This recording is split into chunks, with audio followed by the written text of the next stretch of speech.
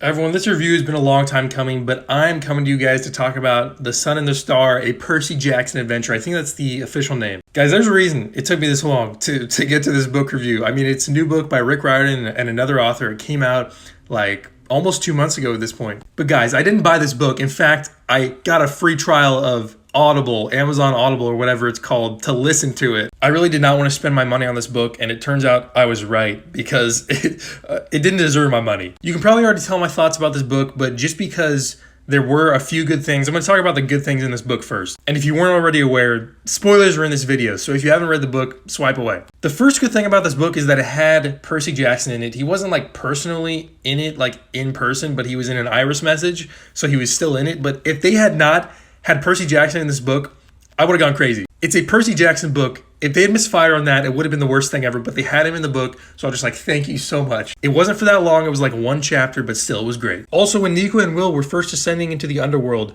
and they had that one child of Nick's, like, giving them nightmares and making them think stuff was happening, but it wasn't actually happening, that was pretty cool, because I loved when they got down to the underworld and then they were just back up on the surface. I was like, what is going on? Like, I, as a reader, really enjoyed that. It was surprising. I didn't expect it to happen. It was great. I really like that Dr. Thorne came back, one of Nico's like oldest enemies in at the end of the book, because it was just cool seeing him again. Sorry for that voice crack, but they took him away too quick. Like, he was there and he's like, I'm going to take you guys out. And then Nyx was like, no, you're not. And she made Dr. Thorne basically disappear. Like, why would you bring Dr. Thorne in and then just let him go that quickly? But it was still cool to see him again. Nico and Will are in Tartarus, and Nyx talks about some travel brochures and how they might not have been good enough, because that's a reference to the House of Hades, because Percy and Annabeth talked to Nyx in the House of Hades about travel brochures. About travel brochures and how she should get some to make, Tartarus a better experience, and it panned out. So that was just a really great reference to the House of Hades. Also, it needs to be said, the last 1/4 of the book when they're actually in Tartarus is so much better than the first 3/4 of the book when they're doing who knows what in the underworld.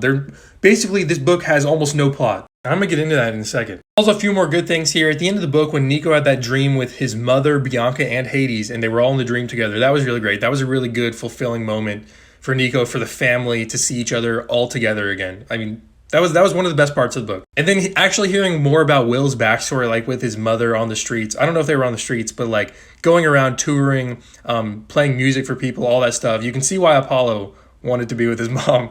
But that was pretty cool to hear his backstory. And that's really all that I noted down as being good in the book. The rest is bad stuff. So let's go. First thing I want to say that's kind of bad is that I definitely wouldn't have finished this book if it wasn't called a Percy Jackson adventure. Like, if I didn't know it was in Percy Jackson's world, and if Percy Jackson didn't make an appearance in it, there's no way I would have finished it. It just wasn't that good. Like I said, it got a lot better towards the end. Like the part where they're in Tartarus and the last 1/4 of the book is the best part. But the first part, the first 3/4, just, man. Also, I'm not a fan of the name of the book. Basically, what Rick Riordan and the other author, Marco Shiro, were trying to do is basically retroactively retcon. I don't even know if retroactively is the right word, but they're trying to retcon Bob's line from the House of Hades that when he tells Percy and Annabeth, tell the sun and the stars hello for me. He's talking about the literal sun and the stars. I know for a fact that's what Rick Riordan meant. That's the only thing that makes sense. He didn't even know Will at that time. So when he says, say hello to the sun and stars for me, he's talking about the literal sun and the literal stars in the sky.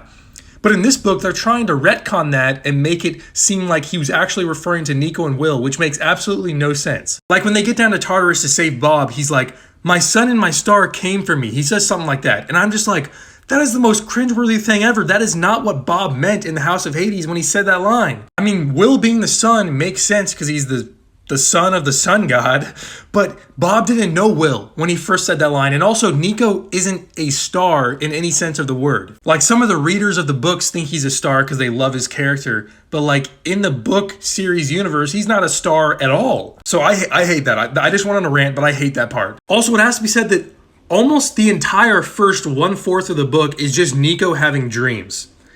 If you're not into that, don't read this book. And if you've already read it, what did you think about that? Because I didn't like that at all. Like, I liked when I saw Percy Jackson some of Nico's dreams, but most of Nico's dreams were literally flashbacks of the past.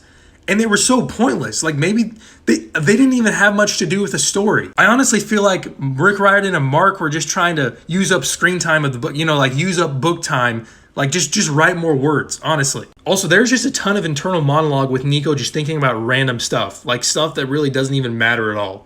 And there's like the dialogue versus the monologue. The dialogue is so much less in this book than the monologue inside the head. It's just crazy. Also, we see a flashback to Nico and Tartarus falling to Tartarus. How the heck did Nico survive that fall? It doesn't even say in the book. It just says that he was falling and then he hit the ground and then he got up and walked away. It doesn't even say how he survived. And back to the dream thing real quick. One of Nico's dream sequences literally takes it might be more than 3 chapters, but the entire dream is at least 3 chapters long. And it gets to the point where you're just like, when is this dream going to end? Because it was getting annoying that it was just a dream the whole way through. Also, when the two of them get to Tartarus, when Nico and Will get to Tartarus, and Hypnos is there, inside Nico's mind, he's like, he has the thought that he remembers Hypnos was the one who put everyone to sleep in the Battle of Manhattan, right? No, wrong. It was Morpheus. In The Last Olympian, we know that it was Morpheus that put everyone to sleep. But in this book, they seem to retcon that to make the story better for some reason. And they say that it's Hypnos because Hypnos is a son of Nyx and he was in Tartarus with Nyx. But it was Morpheus. So I don't even know why Nico was thinking that it was Hypnos unless he was confused and he actually thought it was Hypnos. But we all know it was Morpheus. So I don't know. Maybe this is a plot hole. And if you want to see where I'm talking about, that happened in chapter 17. So go check that scene out where he says it's Hypnos, but it was actually Morpheus. The constant references to Will as a Care Bear was so cringe. Maybe some of you liked it, but it was just so annoying. Oh, the dialogue between Nico and Will in this book is some of the worst dialogue I've ever heard. It's just constantly like, you're so cute, like, blah, blah, blah. Like, that's not good romance. Like, it's terrible. Speaking of that, about half of the book is about Nico just adoring Will. It's so annoying. Like, I came for a Percy Jackson adventure. It's literally called The Sun and the Star, a Percy Jackson adventure. I came for a Percy Jackson adventure. I came for an adventure. But most of the book isn't even that. It's just Nico saying like, oh, Will's hair looks really good today. Also, the book switched to Will's point of view like less than 5 times throughout the entire book. The rest of it was Nico's point of view. And it just felt really weird when it switched to Will's because it's like, it doesn't usually happen in books. You don't usually switch points of view between 2 different characters. So I don't really understand why this, like, I understand why it happened for a story reason, but it just felt really weird. Also, this book was marketed as being like a journey down into Tartarus, a quest into Tartarus with Nico and Will to save Bob the Titan. Guys, they don't get into Tartarus until chapter 32.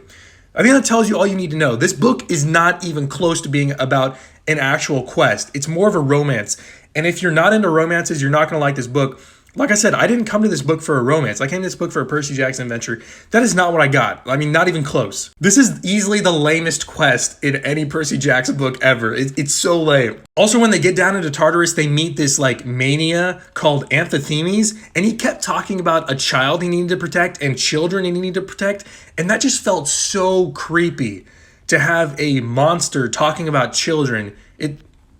It just felt really weird. Like he was constantly like, I need to find the children. I need the children. It was not good dialogue talking about the children. And like I just said, it's probably the weakest quest and prophecy. The prophecy itself is also super weak. It literally just says they need to go down to Tartarus and leave something of equal value behind. I mean, in the Percy Jackson series, most of the prophecies were 6 lines long and they actually had a bunch of things in them. But this one literally has 2 things. And the quest is just so freaking lame. It makes sense to go down and save Bob, but that's it. Like I said, most of the time isn't even in Tartarus. It's spent in Hades with the troglodytes. I didn't need any more time with the troglodytes. And that's really all I can think of for now, guys. I've attacked this book enough. Let me know in the comments what you thought of the book. If you stuck around this long, this is a long video. I've never posted a video this long, but if you stuck around this long, let me know in the comments what you thought about this book. I would give it probably a 2 out of 10 stars, maybe even a 1 out of 10. I will absolutely never be reading this book again. It is a waste of time.